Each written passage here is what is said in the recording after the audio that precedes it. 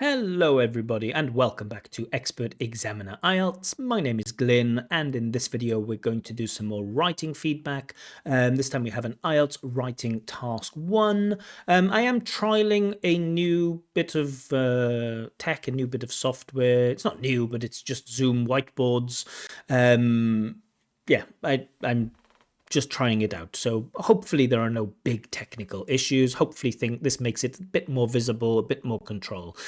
Anyway, so what do we have here? Usually we start by reading the question, right? We want to read the question. We want to understand what we need to do. But unfortunately, the candidate couldn't find the actual question here, right? Some people, when they do their IELTS writing task 1, they just find the graphs and then they pick out the key features. They don't need the question.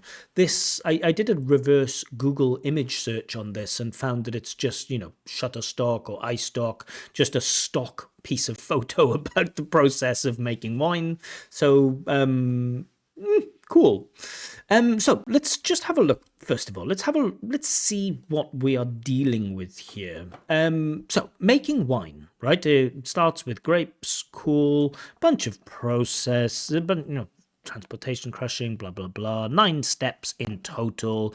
In the end, we get bottling, but in the final thing, we get the degustation. Now, I didn't know that this word degustation existed in English. I know in Russian degustacja. В ресторан «Белой ночи» дегустировал местный коньяк. Yeah.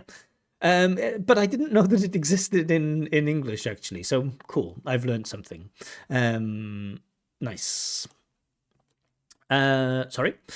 So, interesting step to end not with the bottling, but with the degustation. So, it seems a bit odd, but okay, we're going to deal with it.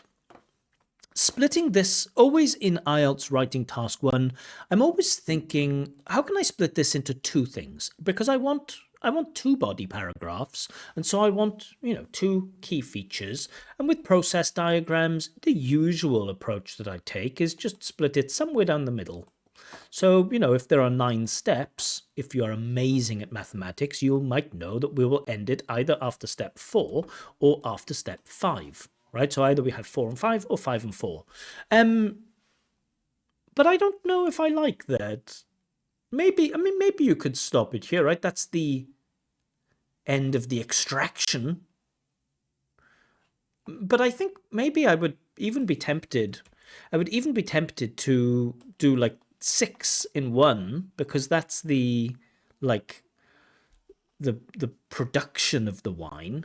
And then aging, is it part of the production process? Well, yeah, it is, and bottling kind of is, but I don't know. It feels like aging and bottling, you're not really doing anything anymore. You've made the wine, you're just like waiting and putting it in the right place. But I think, by the end of filtration, you've kind of finished.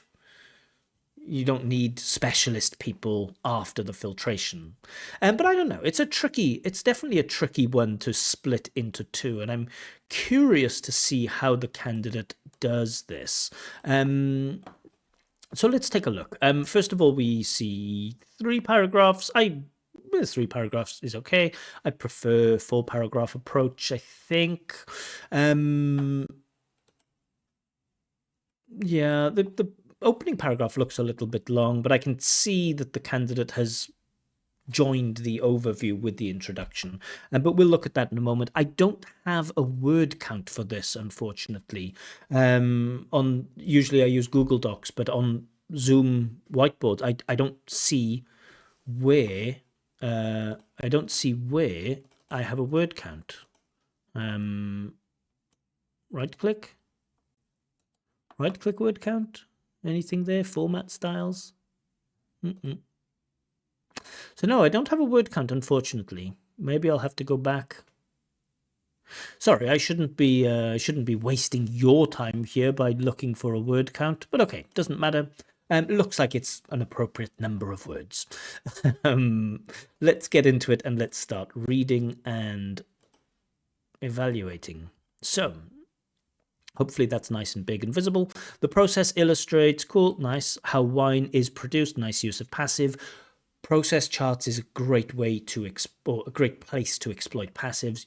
using nice participle, a specific type of grape, really nice chunk, a specific type of grape, all good. Now I would just use a new paragraph here. That I think, you have your introductory sentence, maybe, say in total there are 9 steps, and then fine, go to the overview. I would like the overview in a different paragraph. Am I going to cry about it if it's not in a different paragraph? No. Do I think it's better to put it in a different paragraph? Yes. Will it make a huge difference to your band score? No. Might it be a small contributing factor to your band score? Maybe, right? So I'm the type of person who, I like to avoid taking unnecessary risks. And so for me, I think, okay, introduction is one thing, but overview is a different thing. And so I like an overview in its own paragraph. I'm going to stop talking about that now. You've heard my view. If you have a friend who had a band 9 or a band 8.5, even though they used the overview in the introduction, that's fine, right? That's okay. That's great. Well done. Amazing. I'm still going to say that I prefer to have an overview in its own paragraph, but let's keep going. Overall, good. Signposting, it can be divided. Wonderful verb group here with a modal and a passive infinitive can be divided into, great collocation, into three main stages. I'm just going to the problem with 3 main stages, if in your overview you say there are 3 main stages, we kind of then want 3 body paragraphs, right? That's logical. 3 main stages. Okay, body paragraph for stage 1, body paragraph for stage 2, body paragraph for stage 3. So I don't love it that the candidate has said that there are 3 main stages. Even though they kind of are, right? You collect it, you manufacture it, and you drink it. I mean, they kind of are 3 main stages. So I can see the candidate's logic, but it's an IELTS writing task 1.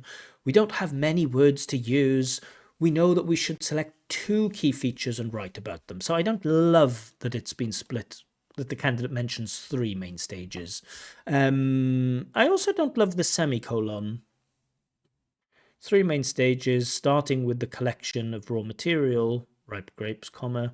Yeah, I don't love the semicolon here. I don't really think that's appropriate. Anyway, starting with the collection of, good use of nominalization, turning the verb collect into a noun. We often see this in academic writing for greater lexical density, and we often see more nouns making the work sound a bit more mechanical, but in a relevant sense, in a positive sense. Starting with the collection of the raw material, beautiful vocab, the raw material, ripe grapes, great. I don't always love parentheses. I often say, you don't need parentheses, but in IELTS writing task 1, it's okay, it's fine. Comma, followed by, lovely, lovely, lovely, sequencing word, followed by the primary production phase. Well, there's only one production phase, isn't there? I know, primary production? How many production phases are there? I don't know about this. Don't know completely about this word primary. The primary production phase, comma, and ending, nice use of the Oxford comma here, and ending with bottling and distribution to consumers for tasting. Cool. We get bottling, fine, distribution too, wonderful, tasting instead of degustation, awesome, awesome, awesome. Wine production is a time-consuming process. Do we know that? I mean, it is a time-consuming process, but is that stated or displayed or illustrated in the pictures? I mean, maybe you have this thing with aging that shows that it takes some time, and the fact that there are a number of steps, maybe that's justified. Time-consuming process that involves both human labor and machinery. Cool. So we're not too detailed in the overview, and that's good. We don't want to be too detailed. There are quite a few details, but I still think there is enough room to give more details. So in general, as an overview, awesome. Really, really good job. Great language.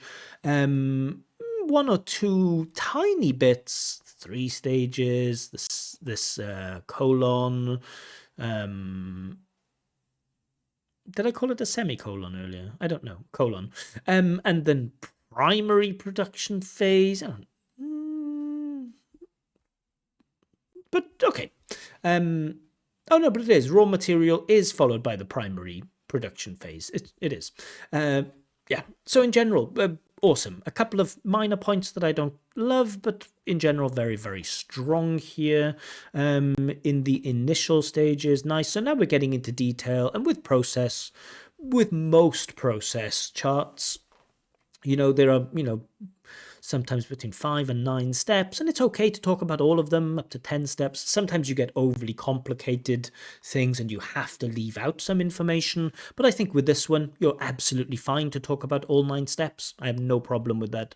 In the initial stages, ripe grapes are picked, beautiful passive, and transported, beautiful passive, to a factory by van.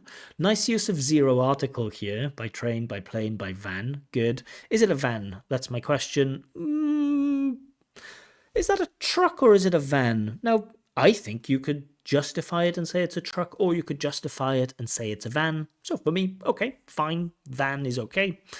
Once there, oh, lovely sequencing. Once there, beautiful, beautiful, like reduced clause. Once there, nice, nice, nice. Omitting the subject and the verb to be. Once it is there, once there. Lovely. I love it. I love it. I love it. So concise. Once there, the grapes are crushed. Nice passive, to extract the juice. Nice verb, to extract. And then placed, nice passive, into a fermenting machine. We get that word, fermenting. Oh, fermentation. We've changed it to fermenting machine. Lovely, lovely, lovely. Comma, where fermentation begins and the grape juice starts transforming into wine. Does it? Yeah, it does. This is the place where it starts transforming into wine. Absolutely. Cool paragraph. In the subsequent stages, great. Candidate uses a nice variety of clauses, of adverbs and adjectives to show this sequence. It's really, really high level, top stuff, like full flexibility when we talk about sequencing language. In the subsequent stages, the partially processed wine. I love this pre-modification of wine. We are pre-modifying it with both an adverb and with a passive verb. Partially processed wine, beautiful. Undergoes, nice. Pressing to extract more liquid, cool. It is filtered. Yeah, it refers to the liquid, cool. It is then filtered, again, nice little sequencer. It is then filtered, more passive, to remove any impurities. Look at this beautiful word, impurities. Good use of prefixes there, with a p, impractical, impossible, improbable, impurities. Really lovely, really lovely. After filtration, more sequencing. The wine is stored, more passive, in barrels. Bochki. Lovely barrels here. Here they are. Yeah, they look like barrels to me. Very precise and accurate vocab. Really, really good. For some time, instead of aging, cool, to develop its flavor. Do we know that from the picture? I mean, it is, right? I think, wine is placed in barrels, isn't it, to develop its flavor? I don't know. Maybe it is. But we don't get that from the picture. So, we don't need to add unnecessary details. Like, why is it placed in there? We don't know. It's just placed in there for aging. But is it a huge mistake if you speculate a little bit? No, it's not a huge mistake. Yeah, it's not even, I would say it's not even a mistake. I just don't think it's necessary. Once properly aged, another reduced clause, omitting subject it and main verb to be. Once it is properly aged, once properly aged. Really lovely, lovely demonstration of style, of grammatical awareness. Really good stuff. The wine is bottled, lovely passive again. And finally, again, more sequencing adverbs, delivered to customers for degustation. Cool, awesome, incredible. Really, really incredible bit of writing. Do I love every bit of it? No, I think another paragraph for the overview would be nice, a separate paragraph. I don't like that use of the colon. but that's all. Yeah, that's all I can say. Quite an easy one for me to mark, actually. A very easy one for me to mark. I'm going to go with task achievement, and I think I'm going to go with band 9. You covered all of the relevant details. Um, you covered all of the relevant details thoroughly. The target reader is fully informed. Just fully informed. Awesome stuff. Good job. Coherence and cohesion, 9. Paragraphing is appropriate. Even though I would like a separate paragraph for the overview, I still can say the paragraphing in general is appropriate. The way you sequence the steps is just phenomenal. Love it. Which is part of lexical resource, grammatical range and accuracy, and coherence and cohesion. It's phenomenal, and the work is very logically organized. You also make good use of reference items, cool little things like this and it and stuff like that. All good stuff. Lexical resource, 9 without doubt. An amazing range and absolutely perfect precision. You know words like impurities and barrels and things like this. Great. GRA band 9. You make very good use of the passive, and you also show off some wonderful knowledge of reduced clauses. For me, it's appropriate. We only have 150 words. We don't need, not everything has to be amazing and heightened. For me, it is absolutely appropriate grammar for this task. The candidate definitely shows good range and perfect accuracy. Really not difficult to mark this at all. This is a score of 9.0 approximately. I usually, with a 9, you think, oh, there's bound to be one examiner that would give it an 8.5 because, it's safer for examiners to give 8.5 than it is to give 9. But I think it has to be a 9. I mean, if this isn't a 9, what is a 9 if this isn't a 9, right? What more can we ask for learners of English? It's perfectly explained. Yeah, awesome, amazing job. I don't know what's happening in Uzbekistan, but there are so many people who are writing like these incredible bits of writing. Like almost every piece of writing I get from Uzbekistan is like 7, 8, 9. Yeah, really superb. I don't know what's in the water in Uzbekistan, but it's incredible. It's really very precise stuff. Bravo to you, candidate, for an amazing piece of writing. Yeah, I don't know. Let me know what you think. Some people in their feedback recently have got a little bit angry and abusive and rude, just a little bit. Please keep in mind that I'm only offering you my point of view as an examiner. I work as an examiner. My point of view as an English teacher. I work as an English teacher. My point of view as a linguist. I've had education in linguistics, in sociolinguistics, a bit different, but yeah, and I'm only offering my point of view. Examiners differ, right? We have different opinions as examiners. I can speak to one examiner, and if we get 10 examiners in a room, we all disagree. We all say, no, I wouldn't give it that. I'd give that. I'd give that. I'd give that. We try to measure things as objectively as we can, but there will always be a subjective element to marking, speaking, and writing. You can disagree with my scores, that's absolutely fine. You can explain to me why you think I'm wrong, that's absolutely fine. But I hope you will be polite. Part of my job is also to look at other examiners' work, and if an examiner has done something and I think that the score is inappropriate, what I don't do is ask the examiner, are you drunk? What's wrong with you? Why did you do that?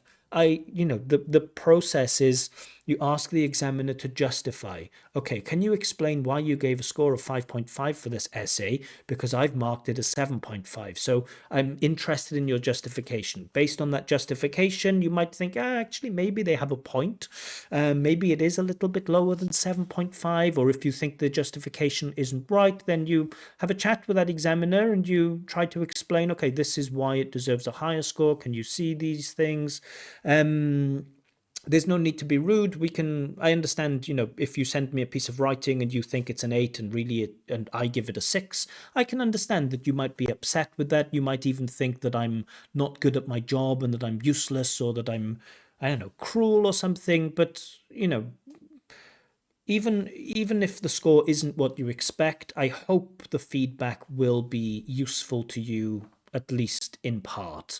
I try to help as many people on here as possible. I'm not here to be rude or to judge people or to laugh or humiliate people. I'm just here to give my one point of view as an examiner and as an English teacher and as an L1 user of English.